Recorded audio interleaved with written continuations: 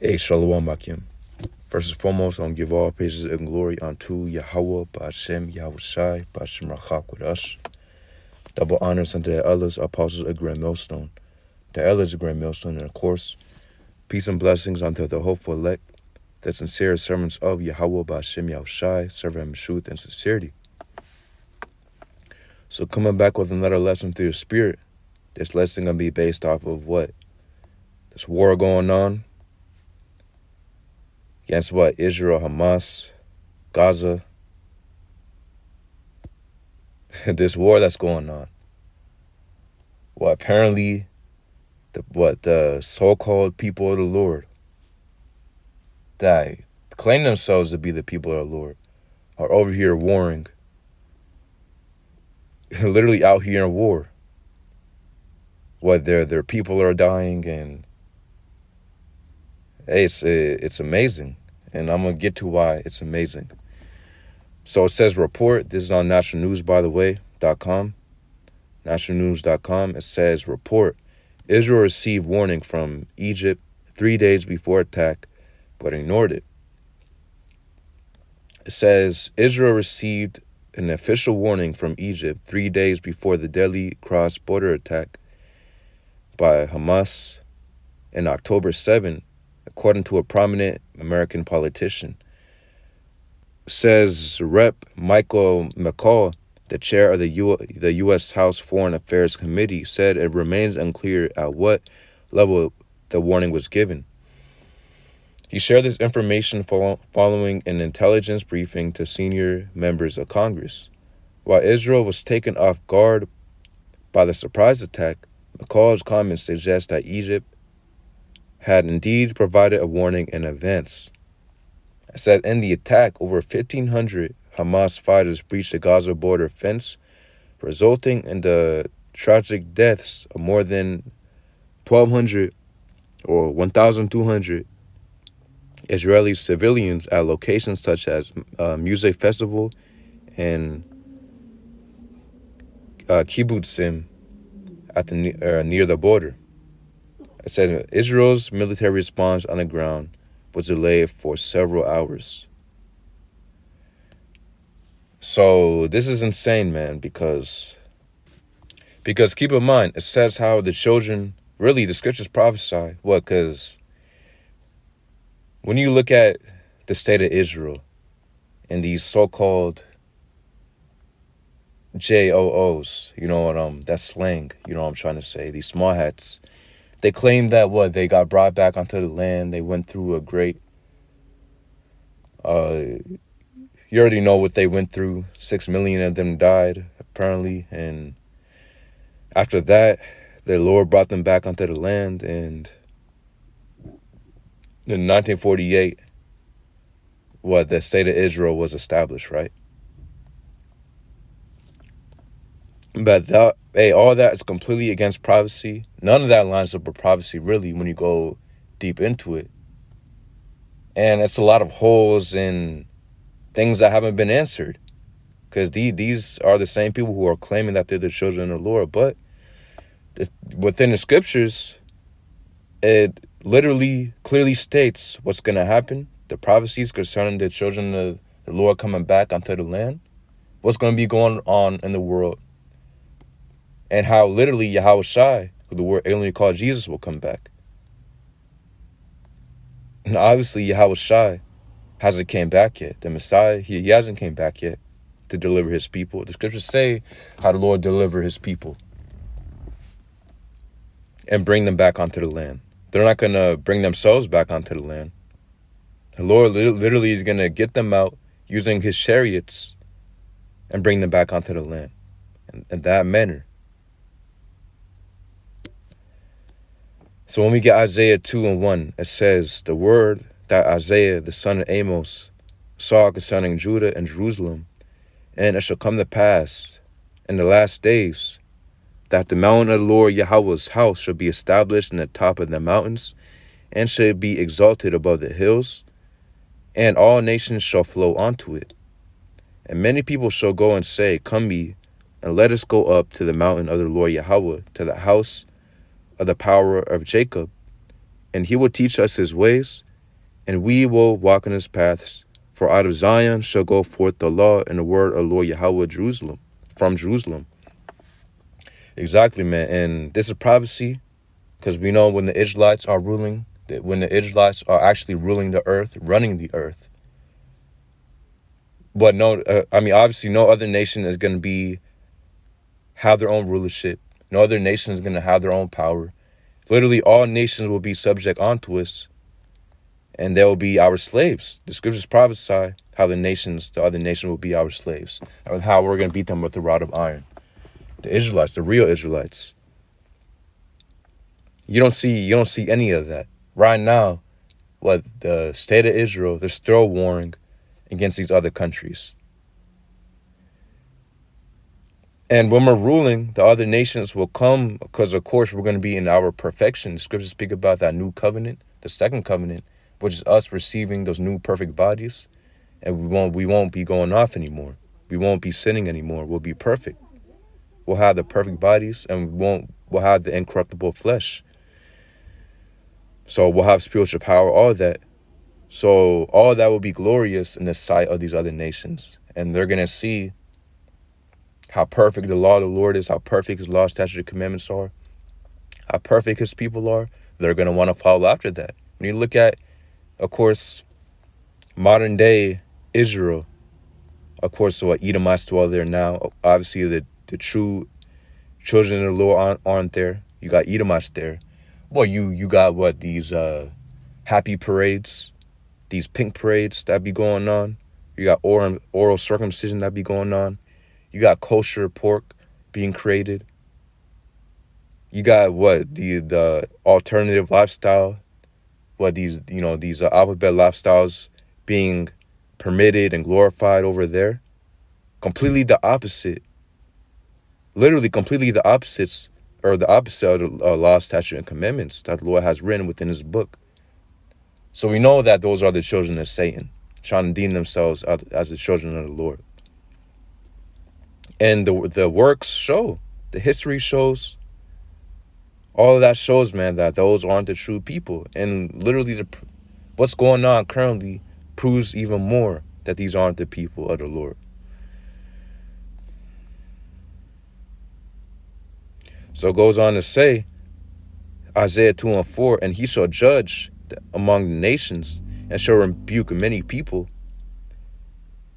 And they shall beat their swords into plowshares, and their spears into pruning hooks. Nation shall not lift up sword against nation, neither shall they learn war anymore. So when the Lord actually brings back his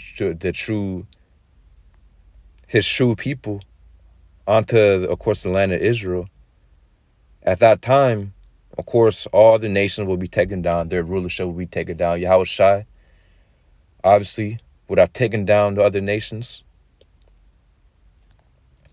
Basically their power and their rulership. And the Israelites will be ruling. And at that time, there's going to be no more war. There's going to be no more battles. Nothing.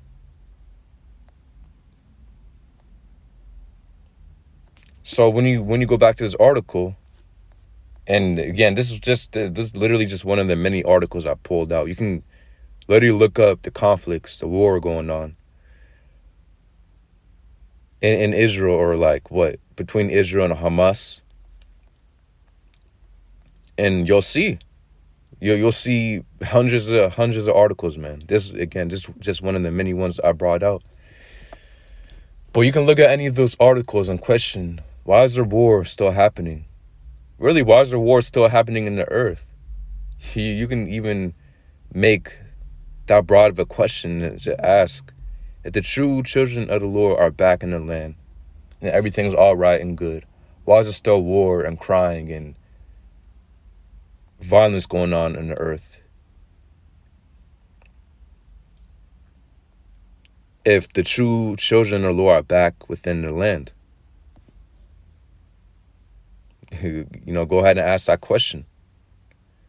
When we get Revelation chapter 21 and 1, it says, and I saw a new heaven and a new earth, For the first heaven and the first earth will pass away, and there was no more sea. And this is, when you go into that word new, it's the Greek word kainos, which means refreshed. Basically, what this is referring to is the old earth, meaning Esau's earth, meaning literally this era that we're in.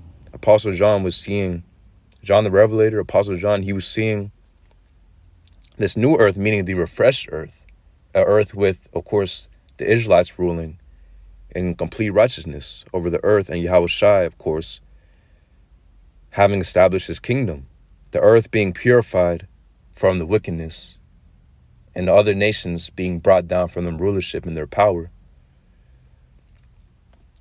and the nation of Israel being set back up. But literally, the whole earth isn't going to be destroyed, and the Lord is going to make a new earth. Not just the wickedness is going to be purged from the earth, the current earth that we're in, and it will just be reestablished in righteousness. That's it. It says, verse 2, Revelation chapter 21 and 2, and I, John, saw the holy city, New Jerusalem, coming down from the Most High out of heaven, prepared as a bride adorned for her husband. And I heard a great voice out of heaven saying, Behold, the tabernacle of the Most High is with men, and he will dwell with them, and they shall be his people, and the Most High himself shall be with them, and be their power.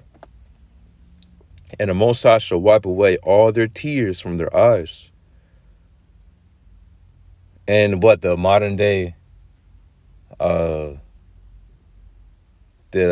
small hat will claim that they're back on their land, everything has been given back onto them, they're now made rich and all that. But this prophecy hasn't been fulfilled. It says, and the Most High shall wipe away all their tears from their eyes. And pay attention to this. It says, and there shall be no more death, neither sorrow nor crying, neither shall there be any more pain, for the former things are passed away. So there's going to be no more death for us Israelites. Why? Because we're going to be in that new covenant. We're going to be in that second covenant. Obviously, we know sin is committing sin, or sin is a transgression of the law. If sin brings forth death. So with that new second covenant, with those new bodies, literally, we're going to be immune to sinning. We won't be sinning anymore. So that means that no more death will come to us. It says, neither sorrow nor crying, neither shall there be any more pain. And why am I reading this article that more than 1,200 Israeli civilians were killed? They died. And these are supposed to be children of the Lord, right? So, hey, ask these questions, man. It's important to ask these questions. When we get Ezekiel 36 and 5, it says, therefore, thus saith the Lord Yahweh, surely in the fire of my jealousy have I spoken against the residue of the heathen, against all Idumea. And you might be asking, what's Idumea? Let's go ahead and get the Hebrew. So when we get the Hebrew word for Idumea, it is, of course, the Hebrew word Adam, which literally means Edom.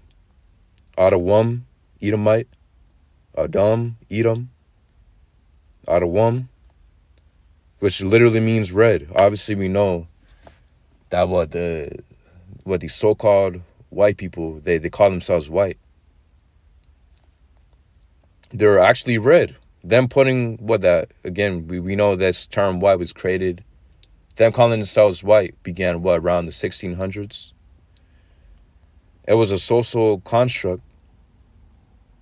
They were basically calling themselves white, so that we obviously know the meaning white, or the definition for white goes back onto being pure, being clean, being holy, right?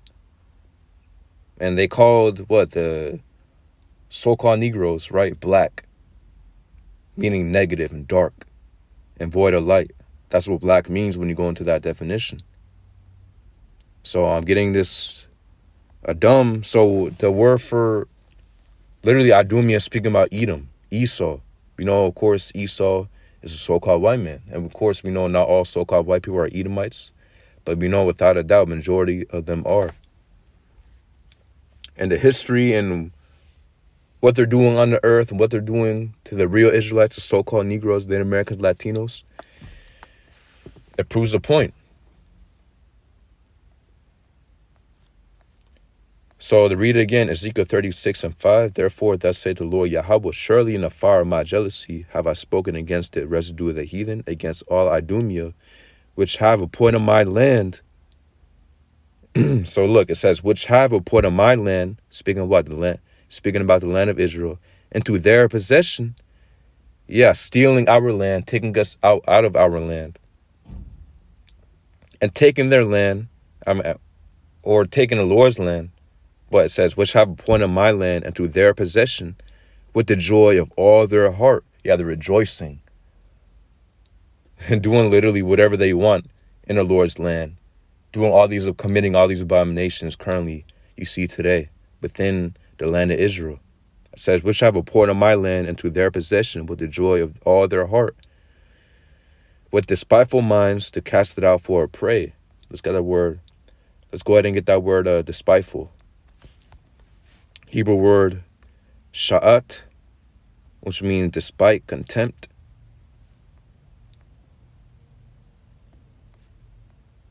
Yeah, it says contempt, pride, arrogance. Yeah, because they're completely proud, they're arrogant. Completely, we already know Esau, he's definitely the proudest nation, man. We know what? America, which is ran by Edomites. What's the national bird? It's an eagle. The scriptures prophesy how the Edomites will have their national animal, their symbolic animal as an eagle, a bald eagle. Because we know an eagle, they're what? Very powerful, proud bird. So let's go back to this article to see if it's any more. I mean, that's the point, man. That's really all I wanted to touch on. There's plenty of articles you can read. Obviously, it's a war going on. But the point is, I thought these were supposed to be the children of the Lord. But it goes to show, man, it's too much proof that these aren't the children of the Lord. The real Israelites in these times and the end times. Before the Heavenly Father sends back his Son to come back to the earth. We know the second coming hasn't taken place yet. Before that happens, obviously the end time, we're in the end times. So the end time prophecies will be happening. What? Famine, pestilences, wars, rumors of wars. And during these end times, these prophecies happening, the real Israelites, we're going to be poor. We're not going to be in our land currently. Scriptures say how the Lord will take us out of our land because of our disobedience towards him. The Lord scattered us amongst all other nations, according to Deuteronomy 28:64. The Lord took us out of our land. The Lord sent us as captives unto our enemies, as slaves. So obviously we got taken down. And we're currently, on to this day, we're captives with the so-called Negroes, Native Americans, Latinos. We all been stripped from any type of rulership.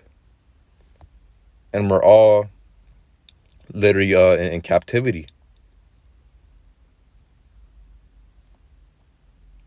And what? Yahweh Shai, he's coming back to end that. Yahweh Shai is coming back to set us back up in our kingdom, in our rulership.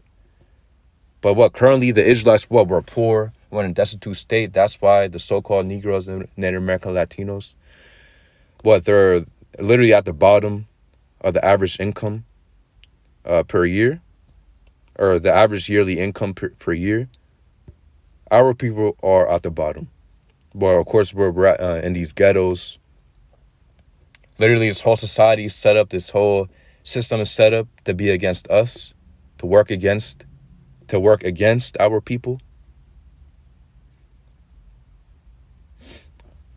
So, yeah, the true Israelites will be poor and suffering, not rich. Because obviously we know Small Hat, they're obviously Amalek are the richest nation on the earth. They run the entertainment industry. They basically run the world. They run these banks.